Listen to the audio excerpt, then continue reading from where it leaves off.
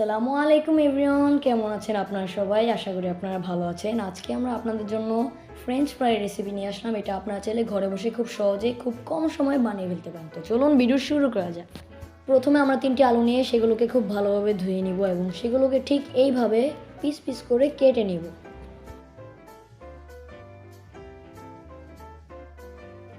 কেটে রাখা আলুগুলোকে আমরা একটি বলে খুব ভালোভাবে ধুয়ে নিলাম এবং একটি বাটিতে আমরা সেই কেটে রাখা আলুগুলোকে নিয়ে নিলাম।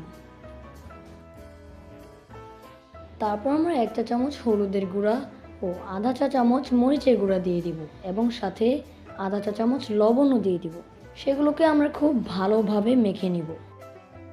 তারপর আমরা একটি প্যানে কিছুটা রান্নার তেল নিয়ে নিব এবং মেখে রাখা আলুগুলোকে আমরা তেলের মধ্যে দিয়ে দিব এবং আলুগুলোকে আমরা একটু নেড়ে নিব।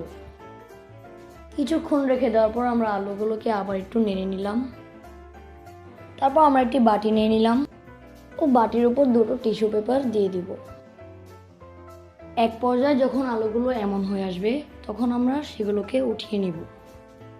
ভেজে রাখা আলুগুলোকে আমরা একটি বাটিতে নিয়ে নিব। তারপর আমরা সস রাখার জন্য ছোট একটি বাটি নিয়ে নিলাম ও তার মধ্যে আমরা 2 প্যাকেট সস দিয়ে দিব।